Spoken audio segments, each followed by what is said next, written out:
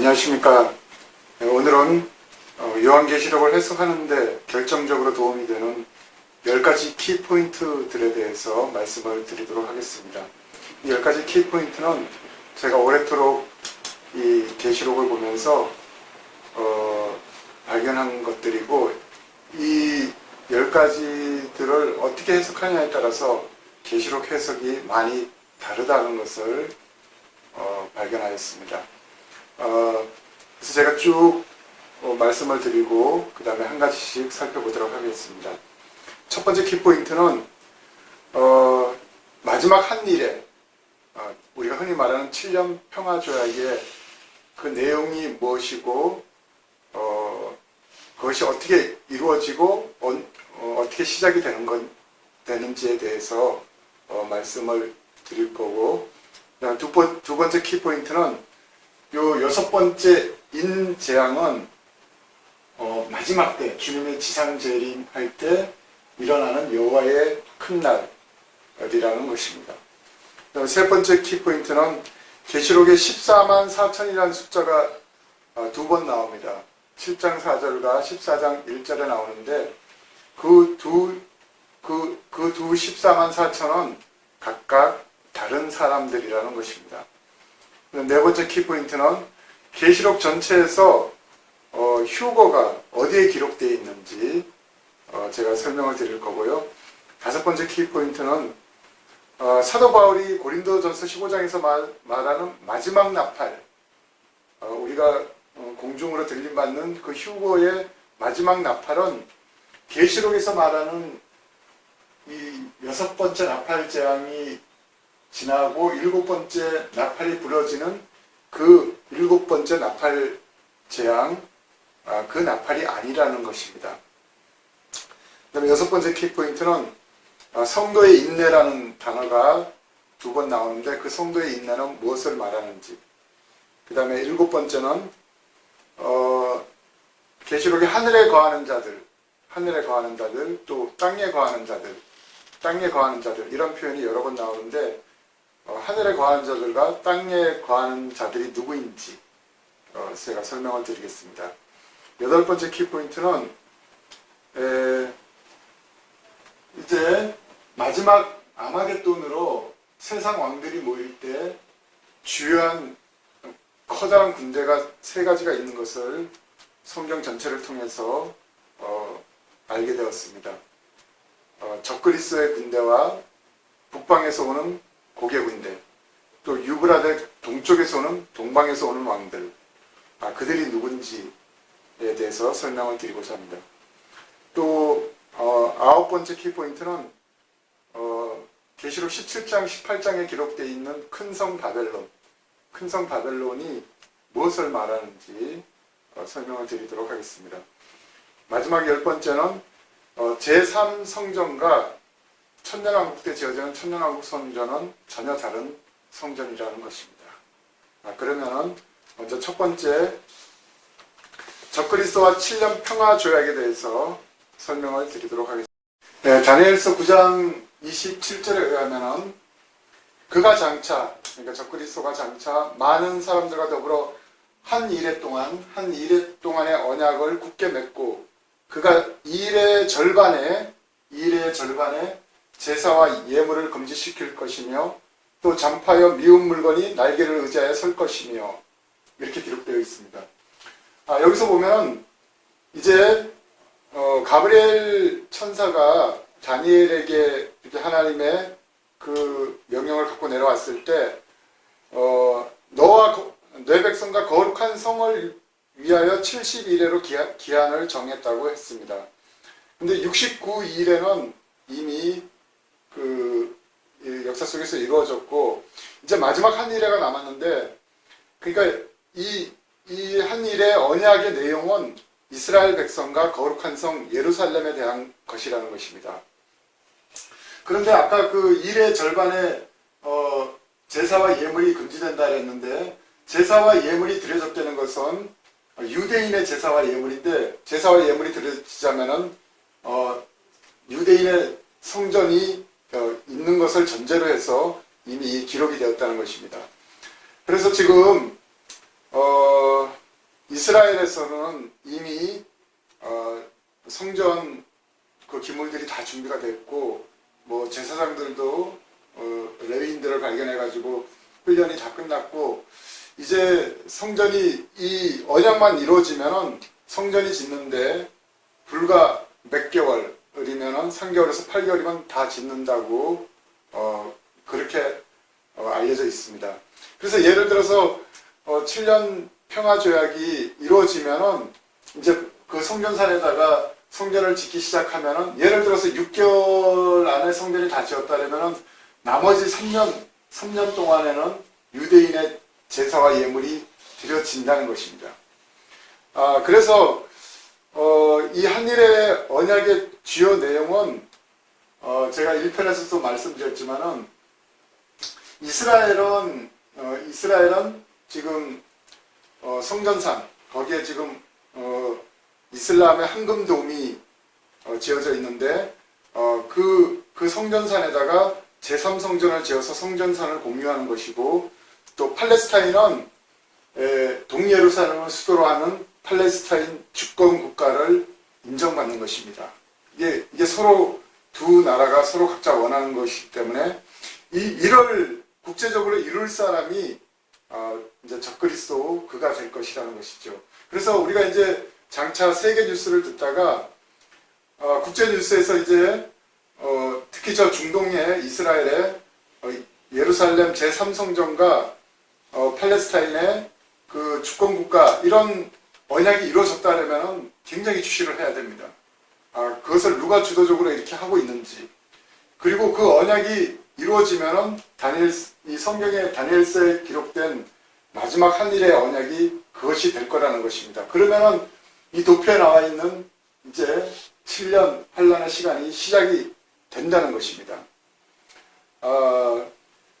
그리고 그가 이제 전 3년 반이 지나면 유대인의 제사와 예물을 금지시키고, 그가 잔파여 미운 물건, 멸망에 가증한 것이고, 하나님의 성전에다가 짐승의 우상, 모자신 신상인데 그것을 세워서 그가 전 세계를 이렇게 지배하고, 그러다가 이제 마지막 때 아마겟돈으로 왕들을 불러 모은다는 것입니다. 이것이 이제 다니엘서 9장 27절에 이제 마지막 한일의 언약은 주로 이런 내용으로 이루어질 것이라는 것입니다. 두 번째 키포인트는 바로 또 이 6번째 인재앙은 여호와의 날 주님의 지상 재림에 이루어진다는 것입니다.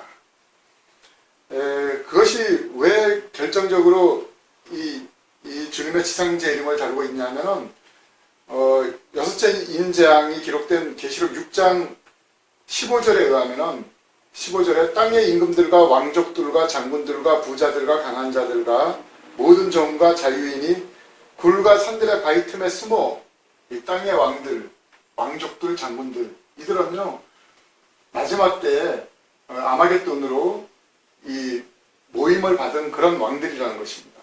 근데 그들이 이제 어떤 전쟁을 하려고 하다가 산과 바위 틈에 숨었는데, 그래서 산과 바위에게 말하되 우리 위에 떨어져서 보좌에 앉으신 이의 얼굴에서와 어린 양의 진노에서 우리를 가리라.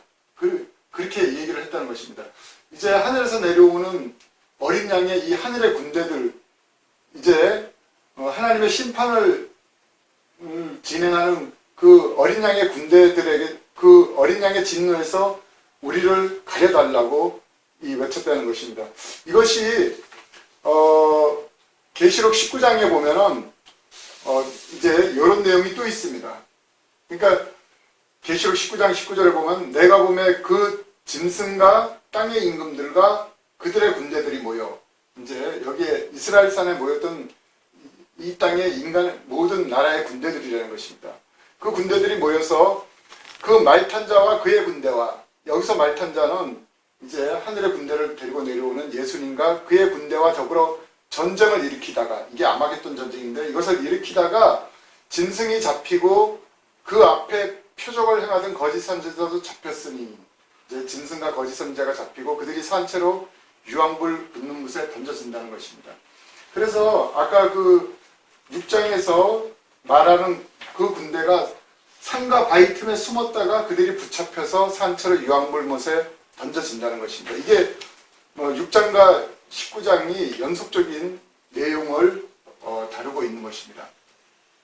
그래서 이제 계시록 19장에서는 하늘에 있는 새들을 모아서 이 땅의 왕들의 고기를 먹게 하겠다는 그 표현이 똑같습니다. 에스겔서 39장에서도 39장에 보면은 이게 고개 군대, 제가 나중에 설명드리겠습니다만은 여기에 세 가지 커다란 군대들이 모이는데 이미 짐승과 열불의 군대는 이미 후 3년 반 동안 예루살렘을 군대로 에워싸고 있었고 마지막 그들의 부름을 받고 에스겔서 38장 39장에서 말하는 것은 이제 북방에서 오는 로스와 메세카 두바란 고국을 비롯해서 그 중동 지방의 여러 연합 국가들인데 그게 바로 고개 군대입니다. 그 고개 군대가 이제 말년에 하나님의 명령을 받고 이스라엘 산에 모인다 그랬는데 그런 북방에서 오는 군대가 있고 또 계시록 16장에 의하면 유브라데니 강이 마르면서 동방에서 오는 군대들이 있다는 것입니다. 근데 에스겔서 39장에 보면은 이 고개 군대에 대한 심판 때도 하나님께서 각종 새들에게 이 땅의 그 왕들의 고기를 먹게 한다는 내용이 여기 동일하게 나와 있는 것입니다. 에스겔 39장 17절인데 너 인자야 나 여호와가 말하노라 너는 각종 새와 들의 각종 짐승에게 이르기를 너희는 모여오라 내가 너희를 위한 잔치 곧 이스라엘 산 위에 예비한 큰 잔치로 너희는 사방에서 모여서 고기를 먹으며 피를 마실지어다. 너희가 용사의 고기를 먹으며 세상 왕들의 피를 마시기를 바산의 살찐 짐승 곧 수양이나 어린 양이나 염소나 수송아지를 먹듯 할지라.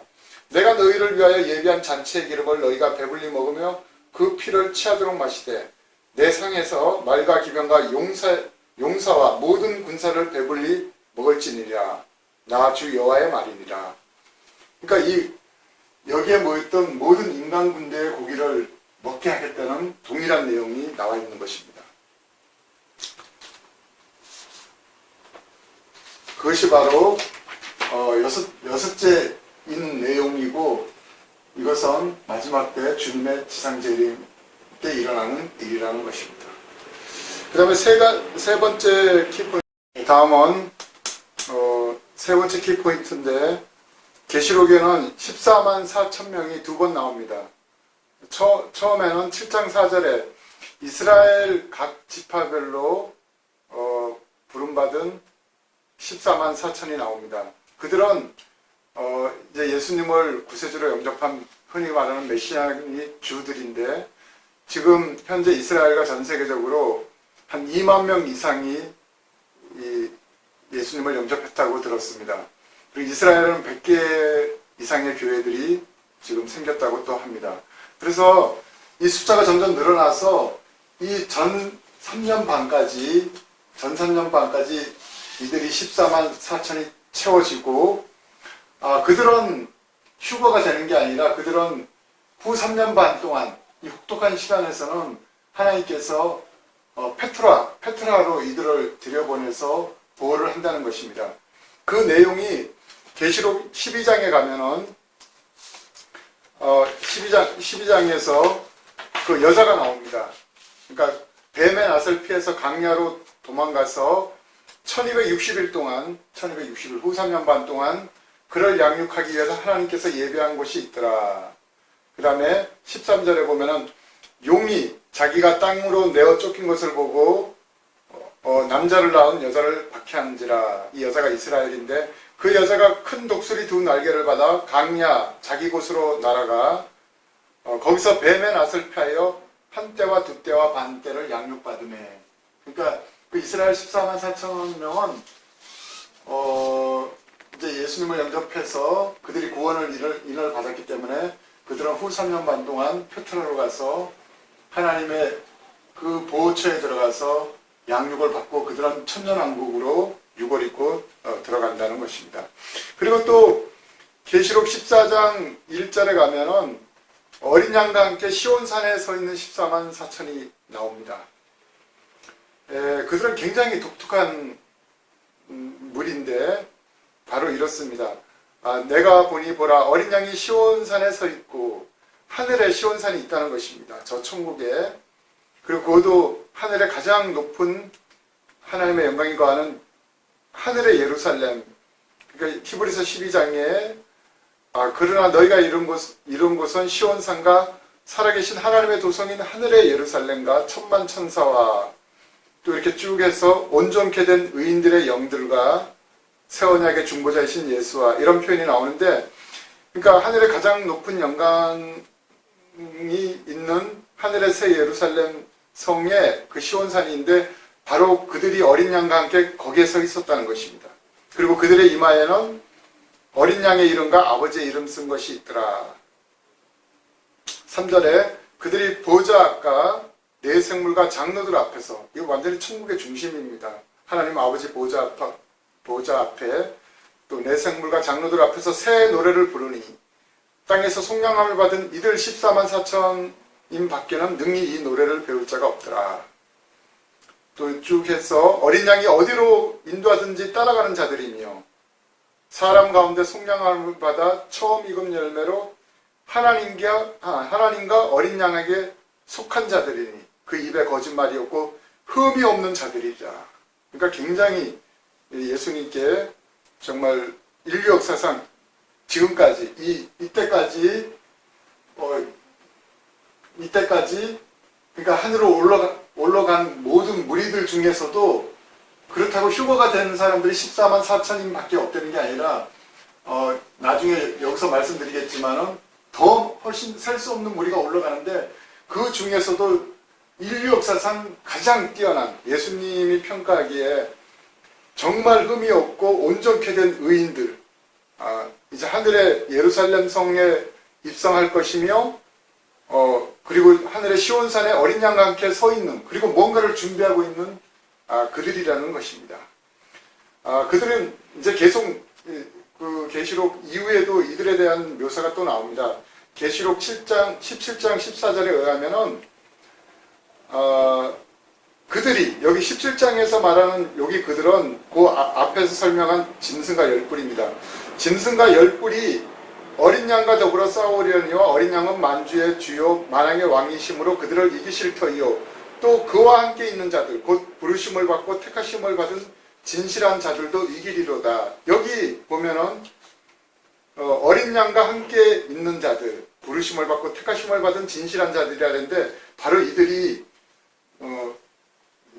지금 14장 1절에 시온산에서 예수님과 함께 서 있는 자들이라는 것입니다. 제가 계속 보니까 이들은 계시록 19장에 이제 예수님이 이렇게 하늘의 군대들을 데리고 내려올 때 하늘에 있는 군대들, 바로 이들이라는 것입니다. 물론 하늘에 있는 군대들과 천사들의 군대들과 예수님이 다 이 땅의 왕, 아마겟돈 때 이 짐승, 이 땅의 왕들을 심판하러 내려오실 때 더 많은 무리가 내려온다 할지라도 바로 그 시온산에서 있었던 그들, 하늘에 있는 군대들, 깨끗한 세마포옷을 입고 백마를 타고 그를 따르더라.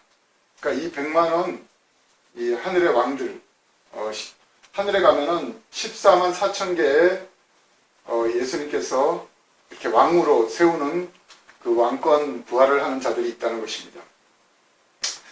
바로 하늘에 있는 군대들이 바로 제가 볼 때는 이들이고, 또 이들은 또 계시록 20장에 가면은 내가 보좌들을 보니 거기 앉은 자들이 있어 심판하는 권세를 받았더라. 그러니까 예수님과 함께 심판의 보좌에 앉아서 그 보좌가 14만 4천 개가 예수님 옆에 있는데 그들이 그 심판하는 권세, 심판하는 권세는 왕들이 받는 권세입니다.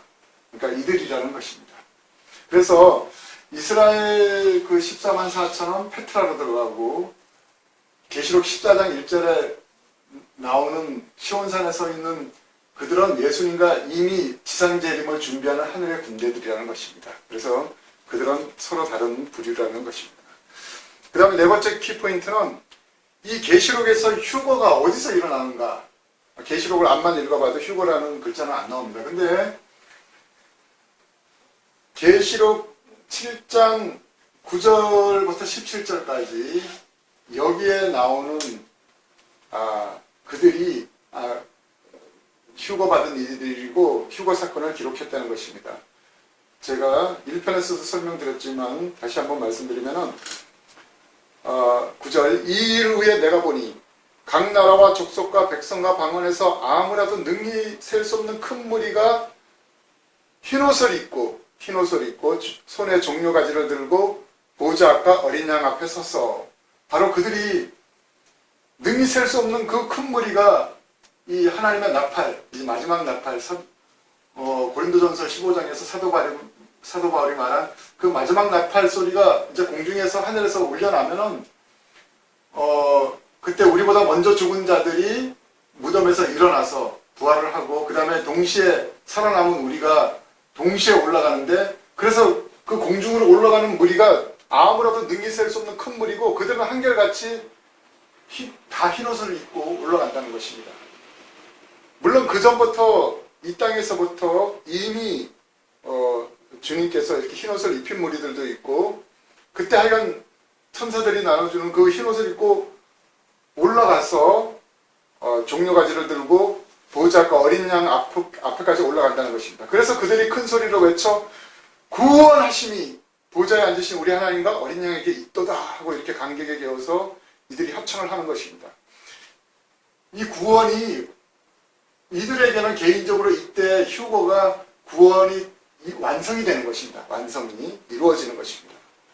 그래서 그들이 그 구원의 감격을 이렇게 찬양을 하고 그러니까 13장에 24장로 중에 하나가 응답하여 이르되 이 흰옷 입은 자들이 누구며 또 어디서 왔느냐.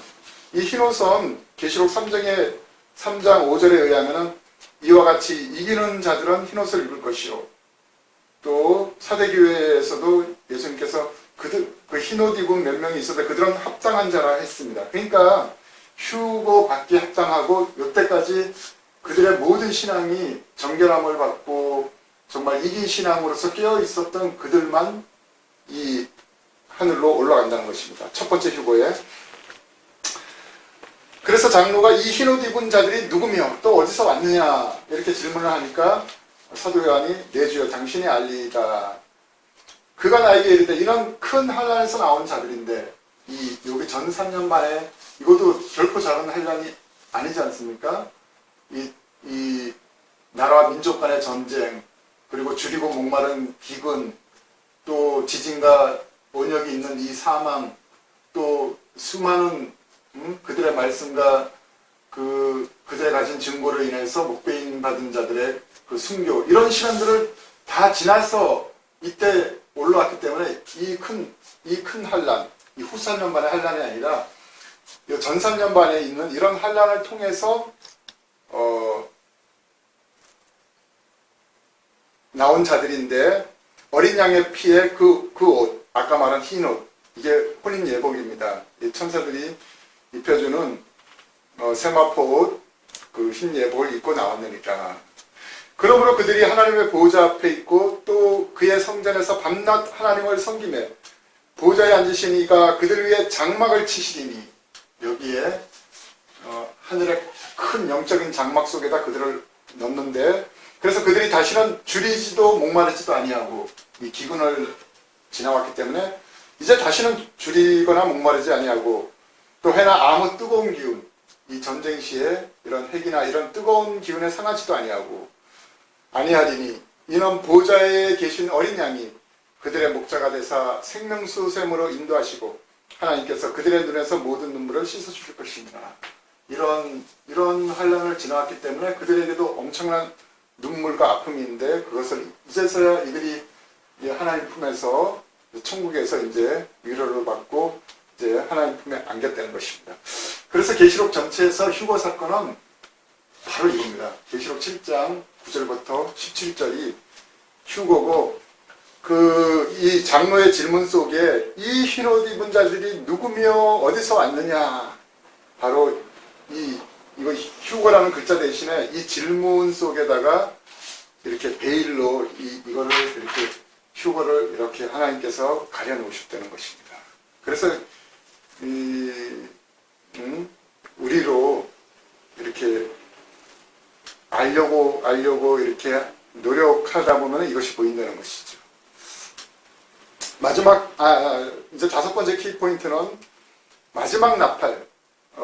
사도 바울이 말한 마지막 나팔은 요 일곱 번째 나팔 재앙의 그 나팔이 아니라는 것입니다. 그래서 여기를 휴거로 이렇게 보시는 분들이 많은데 그것이 아니라는 것입니다.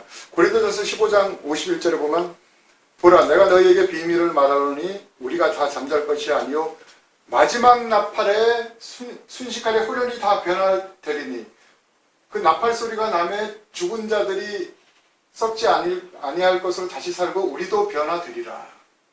그러니까 여기 사도 바울이 말한 마지막 나팔은 이 휴거에 예수님이 공중으로 우리 교회를 불러 올리시는 그 휴거 사건이 일어나는 그 나팔 소리라는 것입니다. 그 나팔 소리는 데살로니가전서 4장에서도 나오는데 그게 이제 공중재림을 성경에서 가장 잘 설명한 구절이지 않습니까? 우리가 주의 말씀으로 너희에게 이것을 말하노니 주께서 강림하실 때, 이 공중 강림하실 때 우리 살아남은 자도 자는 자보다 결탄코 앞서지 못하리라. 주께서 호령과 천사장의 소리와 하나님의 나팔, 요때 그 하나님의 나팔, 마지막 나팔이라는 것입니다. 마지막 때 하늘에서 불려져 나온 이 나팔 소리에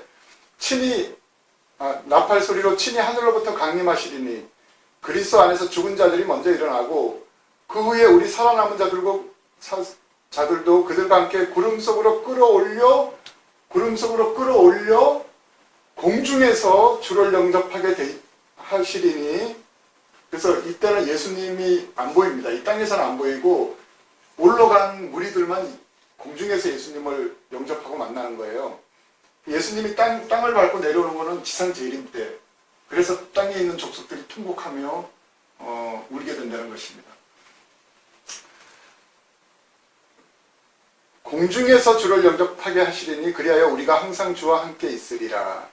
그래서 사도 바울이 말한 그 마지막 때 나팔은 이 천사장의 소리와 하나님의 나팔, 이 공중 재림 때, 휴거 때 불려지는 나팔 소리고 계시록에서 말하는 7번째 나팔은 그 내용이 뭐냐면은 이제 6번째 나팔 재앙, 인구의 3분의 1이 죽는 그 6번째 나팔이 지나가고 이제 나팔 재앙은 이제 마지막 7번째 나팔 소리가 남았는데 계시록 10장과 11장에 연속으로 나옵니다. 10장 7절에 7째 천사가 소리 내는 날 그 나팔을 불려고 할 때 하나님이 그 종 선지자들에게 전하신 복음과 같이 하나님의 그 비밀이 이루어지리다 하더라.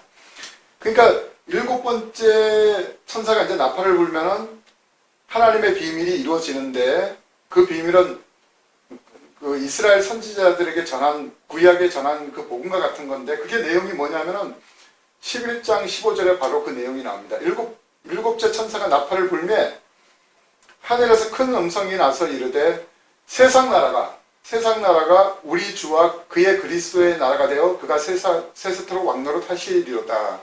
이게 이스라엘 선지자들에게 전해진 복음, 하나님의 비밀이 뭐냐면은 이제 이 세상 나라가 우리 주와 그의 그리스도의 나라, 이 메시아 왕국, 이 흔히 구약성에 이스라엘이 그토록 원했던 메시아 왕국, 천년 왕국이 이제 이루어진다는 그 선포가 7째 천사가 나팔이 불 때 하늘에서 그 선포가 이루어졌다는 것입니다. 그러면은 7째 천사가 이제 이런 선포가 이루어지고 이제 대접재앙이 부어져서 이제 모든 것을 심판을 하시고 예수님이 내려오시면 이제 그의 그리스도의 나라 왕국이 된다는 것입니다. 그래서 7째 천사가 나팔 부는 그 나팔 소리의 내용은 휴거가 아니라 메시아 왕국을 선포한다는 것입니다. 하늘에서는 이미 선포를 하겠다는 것입니다. 그래서 사도 바울의 말한 마지막 나팔은 7번째 나팔 재앙이 아니라는 것입니다. 그래서 휴거를 이때로 해석하면 안 된다는 것입니다. 그 다음에 6번째 키포인트는 성도의 인내라는 단어에 대한 것입니다. 성도의 인내는 계시록 13장과 14장에 2번 나오는데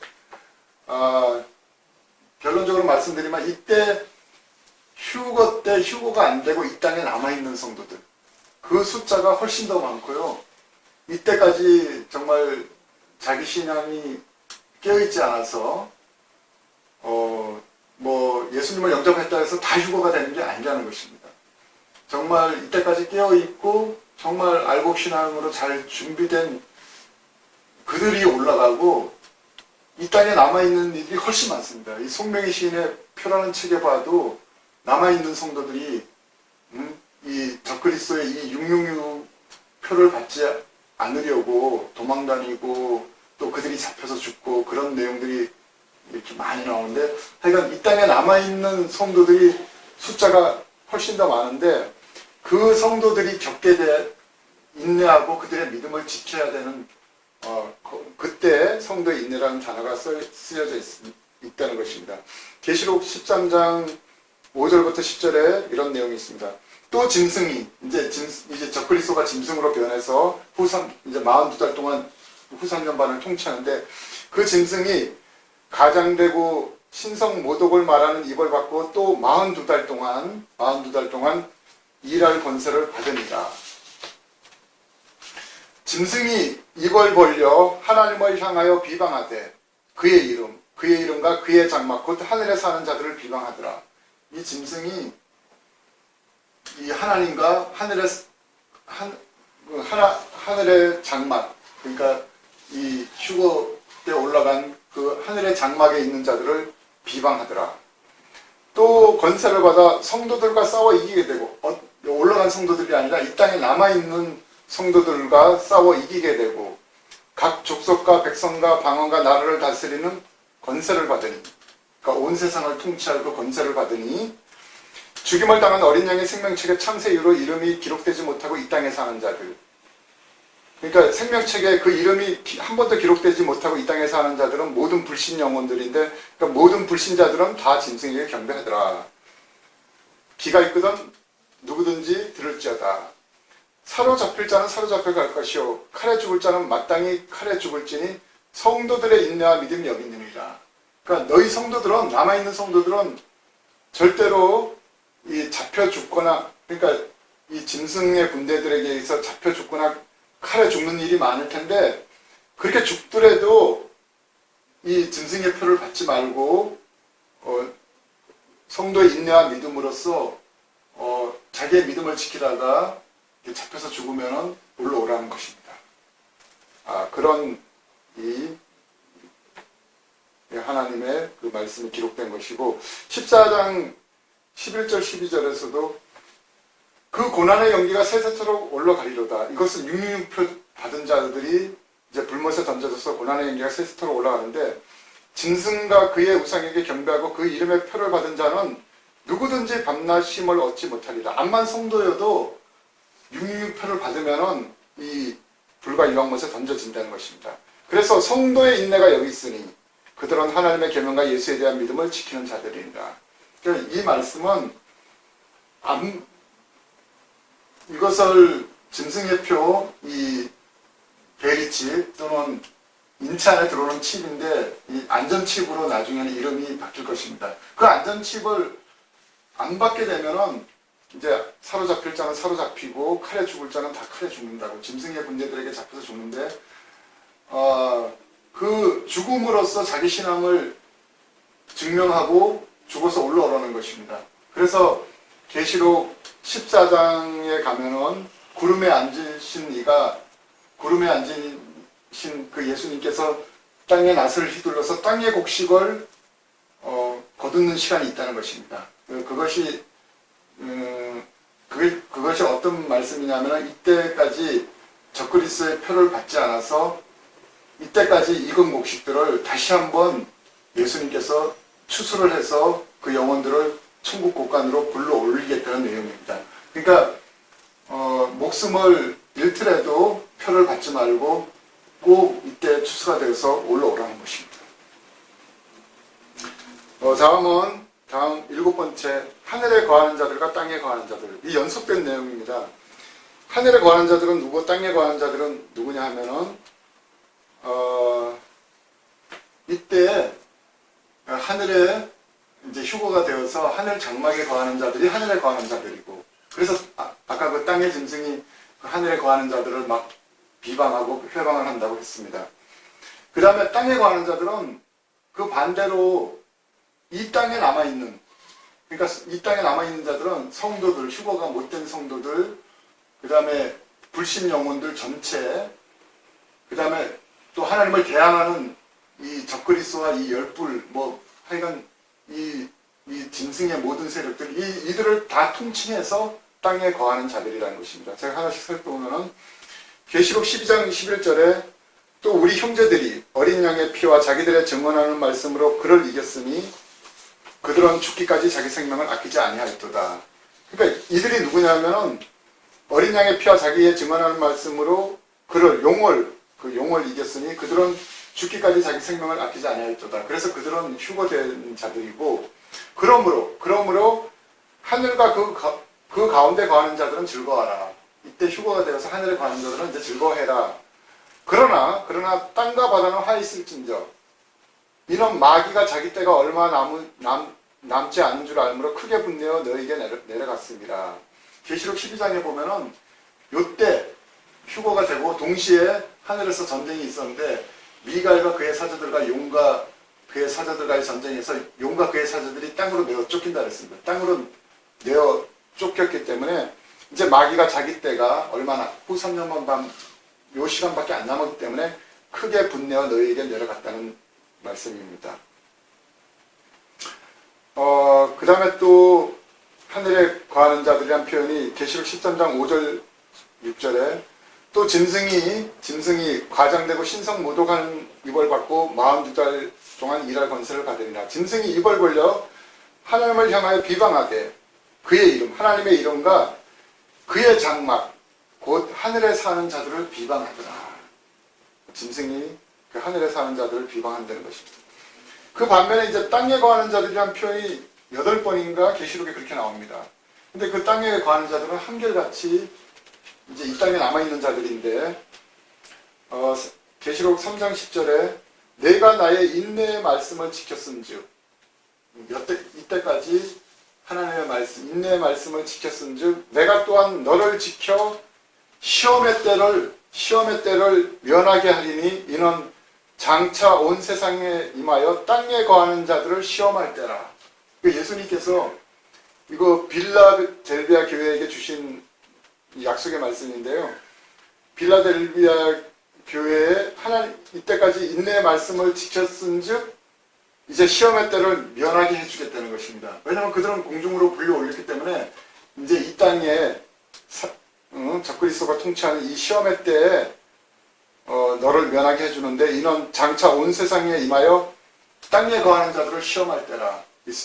특히 시험받는 사람들은 특히 성도들이죠. 성도들은 자기 인내와 믿음으로써 이 짐승의 표를 받지 말고 올라가기 때문에 이때가 시험의 때라는, 다시 한번 주어지는 시험의 때라는 것입니다. 이들은 이때 휴거가 안 되기 때문에 이때 이 가정에서 믿음이 온전하지 못했기 때문에 못 올라갔기 때문에 다시 한번 기회가 주어지는데, 다시 한번 주어지는 이 시험의 때에 그들의 인내와 믿음으로 자기 신앙을 지켜서 땅의 곡식이 다시 한번 추수될 때 올라오라는 것입니다.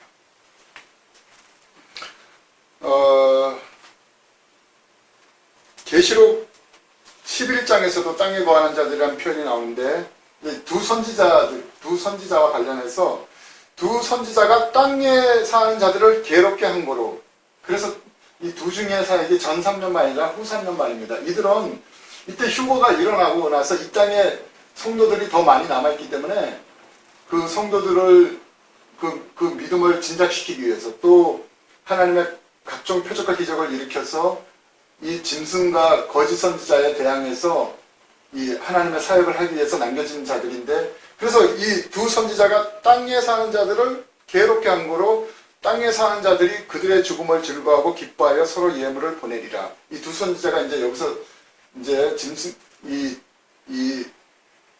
그 짐승에게 잡혀서 이제 죽습니다. 죽는 순교를 당하는데 그 순교 당할 때 내용입니다. 두 선지자가 땅에 거하는 자들을 이 후 3년 반 동안 괴롭게 했다는 것입니다. 표적과 기사와 이적으로 그들의 입에서 불이 나가서 대적하는 자들을 다 죽이고 그랬기 때문에 그래서 땅에 거하는 자들이 그들의 죽음을 즐거워했다는 것입니다. 여기서 죽음이 일어날 때 그래서 두 선지자의 이 활동이 1220일 동안 예언을 하면서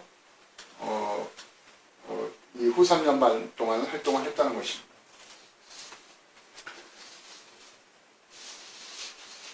또 땅에 사는 자들 제가 8가지 중에 지금 몇 가지만 말씀을 드리는데 계시록 13장에 이제 거짓 선지자와 관련되어서 거짓 선지자가 13장 8절에 그런 말을 합니다. 이제 거짓 선지자가 죽인당한 어린 양의 생명책에 창세 이후로 기록되지 못하고 땅에 사는 자들은 다 짐승을 경배하더라. 그러니까 창세 이후로 생명책에 이름이 기록되지 한 번도 이름이 기록 안 된 자들은 다 불신자들인데 그 불신 영혼들은 다 짐승에게 경배하게 되더라. 그리고 이 거짓 선자가 짐승 앞에서 받은 바 이적을 행함으로 땅에 거하는 자들을 미혹하여 땅에 거하는 자들에게 이르기를 칼에 상하였다 살아난 짐승을 위하여 우상을 만들라 하더라. 그러니까 이 거짓 선지자가 주로 어떤 활동을 하냐면은 짐승의 표 666으로서 큰 자나 작은 자나 누구든지 이 표를 받지 않으면 거래를 못하게 하고 그 다음에 이 거짓 선지자가 또 하는 것은 짐승의 우상을 만들어서 이 적그리스도의 우상을 만들어서 그 우상에게 경배하게 만드는 그 일을 주도적으로 하는데 그래서 이 땅에 거하는 자들에게 이 짐승의 우상을 만들라고 그렇게 명령을 했다는 것입니다. 그래서 이 땅에 사는 자들 그러면은 이 후 3년 반 동안에 이 땅에 남겨진 사람들을 통칭한다는 것입니다. 그 다음에 8번째 키포인트는 적그리스도의 군대와 고개 군대는 다른 군대라는 것입니다. 제가 아까 이미 설명을 많이 했는데 여기 적그리스도와 열불의 군대는 이미 후 3년 반이 시작되면 누가복음 21장에 보면은 예수님께서 말씀하셨습니다. 누가복음 21장에 예루살렘의 군대들에게 에워싸는 것을 보거든 그때 유대에 있는 자들은 산으로 도망할지니라. 그러니까 예루살렘이 군대들에게 에워싸이는데 어떤 군대가 에워싸냐 하면은 이 짐승 적그리스도와 열불의 군대가 에워쌉니다. 그 열불은 계시록 17장의 12절에 잘 나와 있는데 내가 보던 열불은 여러 왕이니 아직 나라를 얻지 못하였으나 다만 짐승과 더불어 임금처럼 한동안 권세를 받으리라. 이 열불은 다니엘서 7장에 보면은 네 번째 제국 그러니까 새로 된 나라 천리로 된 그 로마 옛 로마 판도에서 일어나는 오늘날로 말하면 옛 로마 영토였던 거기서 일어나는 서유럽 10개 국가라고 저는 봅니다. 물론 이제 프리메이슨이나 일루미나티에서 이때가 되면 전 세계를 10개 권역으로 나눠서 권역 대통령들을 10개를 세운다고 하는데 이 러시아나 중국 같은 제가 이따 말씀드리겠지만 북방에서 오는 고개 군대라든가 동방에서 오는 중국이나 인도 이런 나라들은 쉽게 미국과 유럽이 제압을 못합니다. 그러니까 이때 나중에 말씀드리지만 이때 그들이 아마겟돈으로 다 모여서도 주도권 다툼이 일어난다는 것이죠. 그래서 이 예루살렘을 군대들로 에워싸고 계시록 11장에서도 42달 동안 거룩한 성이 이방인의 때까지 지팔린다 그랬는데 같은 사건입니다. 그러니까 예루살렘을 군대들로 에워싸는 것은 적그리스도와 열불인데 열불은 그 다니엘서 7장에 나오는 옛 로마 판도에서 일어나는 열불인데 지금으로 말하면 서유럽 10개 국가입니다. 지금 EU가 28개국 회원 국가가 있어도 그 중에 10개의 국가만 정회원 국가라고 합니다. 그들이 이제 서유럽을 기준으로 한 그 10개 국가인데 그들이 열불인데 그 짐승과 열불은 항상 하나가 되어서 움직입니다. 짐승과 거짓 선지자와 열불은 항상 한 몸처럼 움직이는데, 그래서 이 열불이 아직 나라를 얻지 못했지만 짐승과 더불어 한동안 권세를 받으리라. 여기서 말하는 짐승은 미국입니다. 미국. 미국에서 일어나는 그 송명희 시인의 표에 의하면은 이 전 세계를 이때 짐승과 거짓 선지자가 이 지배를 하는데 그 미국 정권과 로마 교황청이라고 했습니다. 그래서 이 적그리스도는 미국 정권에서 일어나는 인물이라는 것입니다. 그 유대인의 뼛속까지 유대인인 그가 적그리스도가 될 건데, 미국과 서유럽 10개 국가는 항상 한 몸처럼 움직입니다. 그래서 그 열불이 한 뜻을 가지고 자기 능력과 권세를 짐승에게 주더라. 그들이 어린 양과 더불어 싸우려니와 어린 양은 만주의 주요 만왕의 왕이심으로 그들을 이기실 터이요. 아마겟돈 전쟁이죠. 이기실 터이요. 그와 함께 있는 자들, 부르심을 받고 택하심을 받고 진실한 자들도 이기리로다. 그러니까 여기 지금 예루살렘을 군대들로 후 3년간 동안 군대들로 에워싸는 그들은 이제 짐승과 열불의 군대가 될 것이고, 그래서 이때부터 제3성전에서 제사와 예물을 금지시키고 적그리스도의 우상, 모자신 신상을 세워서 그가 이제 성전에는 우상을 세우고, 그 다음에 예루살렘은 군대들로 에워싸고, 그래서 이제 이때부터 유대인들이 저항을 합니다. 메시아가 아니구나, 가짜 메시아였구나. 그래서 유대인들이 저항을 하니까 이제 예수님께서 그때 유대에 있는 자들은 산으로 도망하라. 그래서 마태복음 24장에 1절부터 8절까지는 재난의 시작이니라. 그래서 1절부터 8절까지는 전 3년 만에 대한 거고, 9절부터는 이제 31절까지, 9절부터 31절까지는 이제 이스라엘에 있는 유대인들이 겪게 되는 야곱의 환난, 전에도 없고 후에도 없는 그 야곱의 환난에 대한 기록인 것입니다. 그래서 이제 멸망에 가정한 것이 거룩한 곳에 선 것을 보거든, 그러니까 짐승의 우상이 성전에 세워진 걸 보거든 그때 유대에 있는 자들은 산으로 도망하라. 또는 예루살렘이 군대들에게 에워싸는 것을 보거든 그때 유대에 있는 자들은 산으로 도망할지니라. 이 유대인들에 대한 그 남아있는 그 유대인들에 대한 엄청난 이제 이 핍박이, 야곱의 환난이 있게 된다는 것입니다. 그래서 그렇게 할 사람이 짐승과 열불의 군대가 예루살렘을 포위해서 그걸 하고 있고, 이제 이들이 이제 마지막 이제 계시록 16장에 의하면은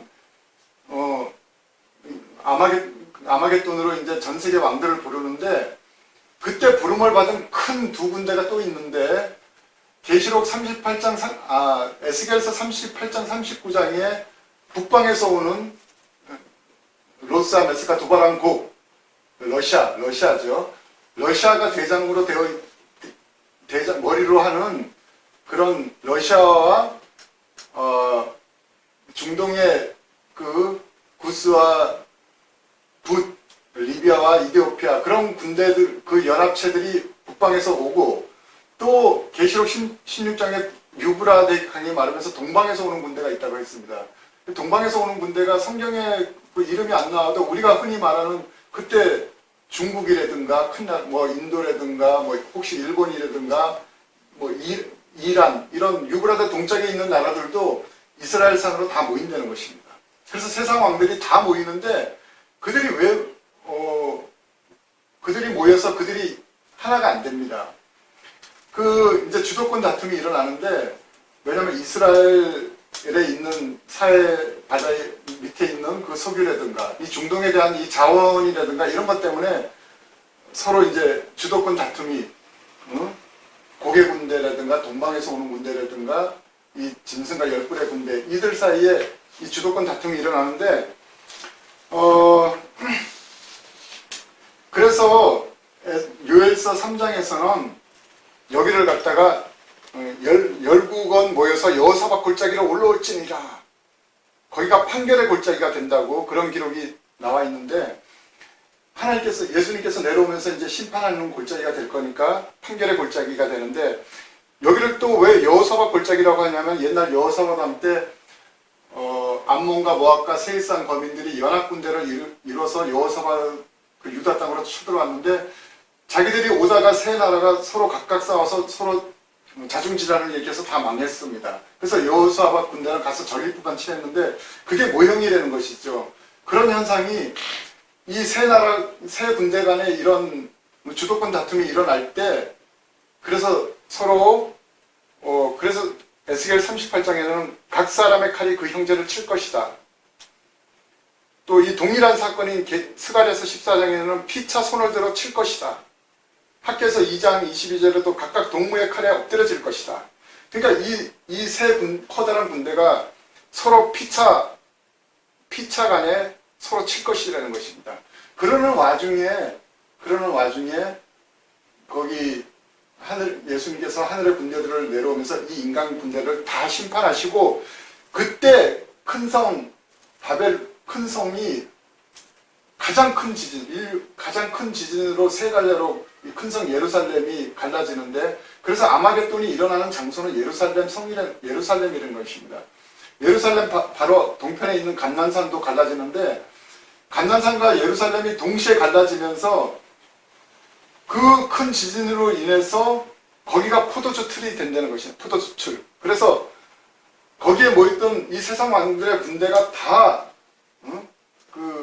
그 하늘에서 내려오는 그 군대들에 의해서 심판을 받고, 포도주 틀에서 그 왕들의 그 피가 그 포도주처럼 이렇게 흘러 넘치고, 그리고 그때 하늘에 나는 새들을 불러서 이 인간의 왕들의 그 고기를 먹게 하겠다는 그 내용입니다. 이게 모든 같은 하나님의 그 마지막 여호와의 날, 그 큰 날의 심판을 다 이렇게 기록을 한 것이라는 것입니다.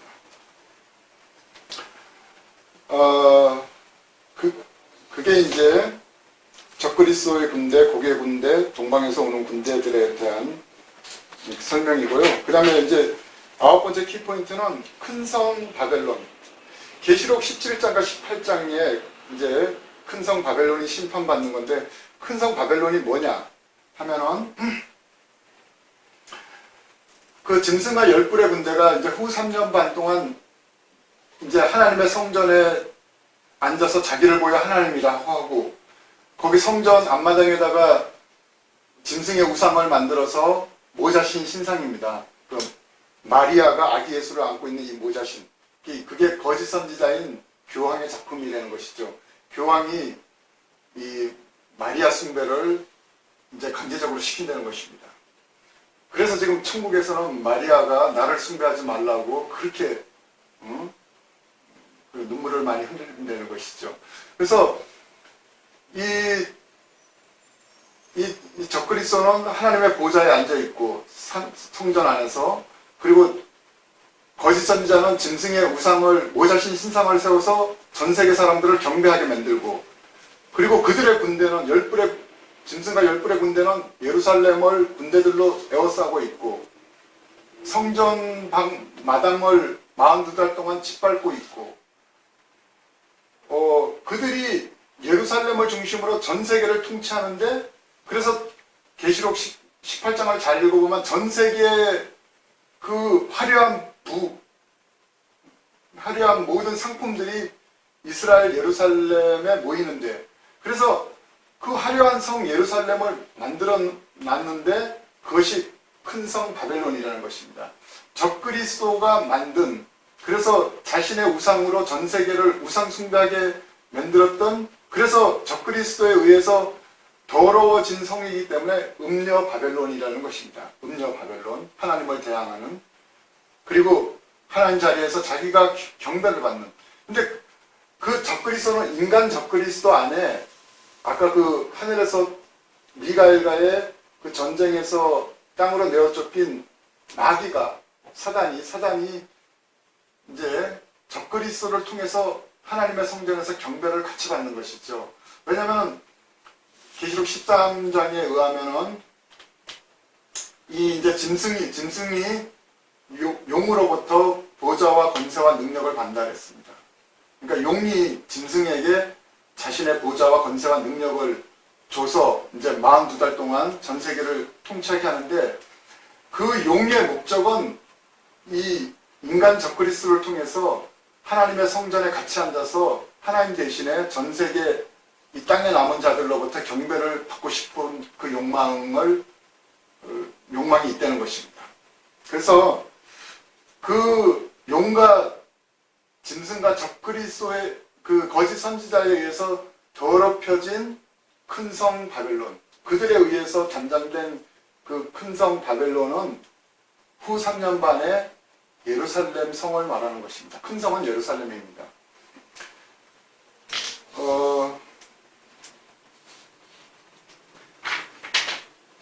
또 그 바벨론이 왜 예루살렘이냐 하면은 계시록 17장 18절에 내가 본 바 그 여자는 여자 음녀 바벨론 땅의 왕들을 다스리는 큰 성이더라, 그렇게 기록되어 있습니다. 그러니까 예루살렘이 온 세계를 이제 통치하는 큰 성인데 그게 큰 음녀 바벨론이라는 것입니다. 그리고 계시록 18장에 보면 하늘과 성도들과 사도들과 선지자들아 그로 말미암아 즐거워하라, 하나님이 너희를 위하여 그에게 심판을 행하였음이라 하더라.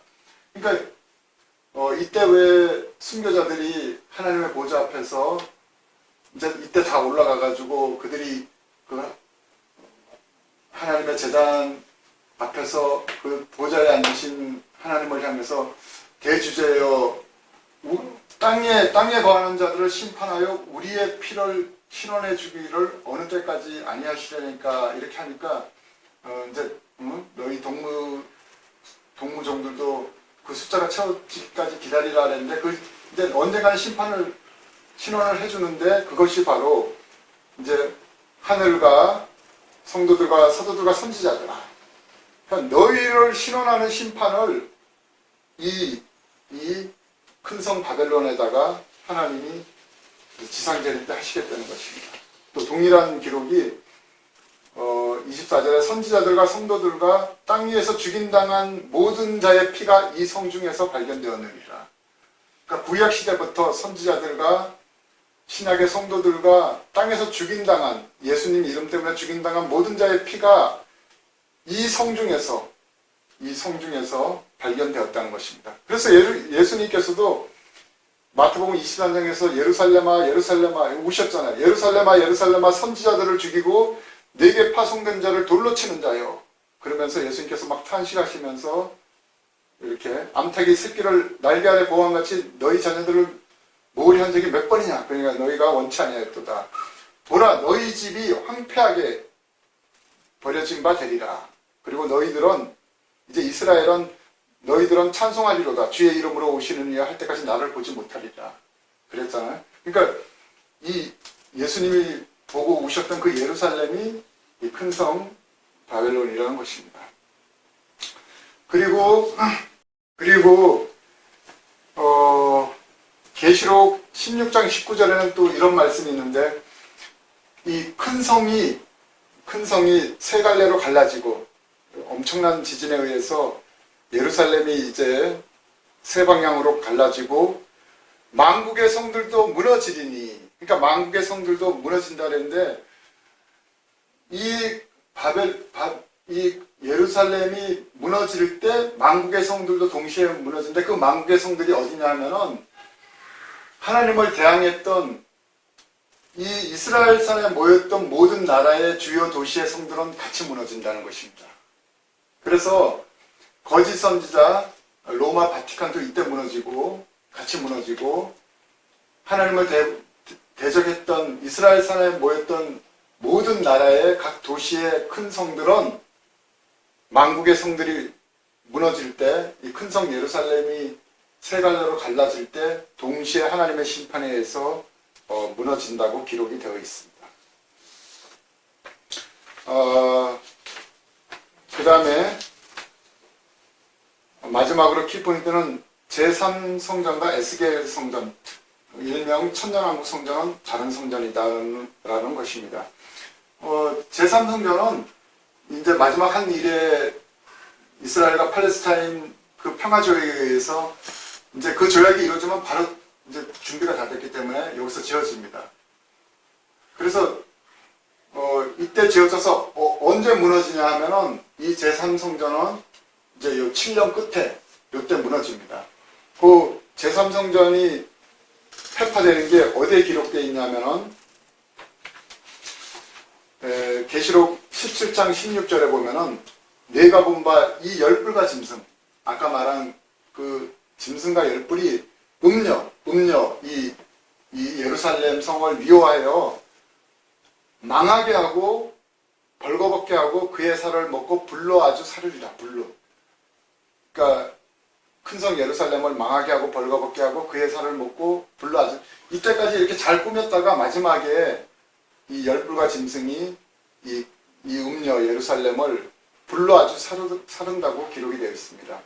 이런 하나님이 자기 뜻대로 할 마음을 그들에게 주사 한 뜻을 이루게 하시고 그들의 나라, 이스라엘과 예루살렘, 그들의 나라를 그 짐승에게 주게 하실 때 하나님의 말씀이 응하게까지 하십니다. 하나님이 그냥 허락하신다는 겁니다. 그 이스라엘과 예루살렘을 짐승에게 내어주어서 그들을 뜻대로 하게끔 불사르게 하겠다는 것입니다. 그래서 제3성전은 여기서 지어져서 요때 회파되는데, 또 같은 내용이 다니엘서 9장 26절에도 다니엘서 9장 22 장차 한 왕의 백성이 와서 그 성읍과 성소를 무너뜨리려니와 그 마지막은 홍수에 휩쓸림 같을 것이며 또 끝까지 전쟁이 있으리니 황폐할 것이 작정되었느니라. 여기서도 보면 장차 한 왕, 이 적그리스도와 그의 백성, 그 열불의 군대들이 성읍과 성소를 무너뜨린다는 것입니다. 이 예루살렘 성읍과 그 제3성전 성소를 무너뜨린다고 되어 있습니다.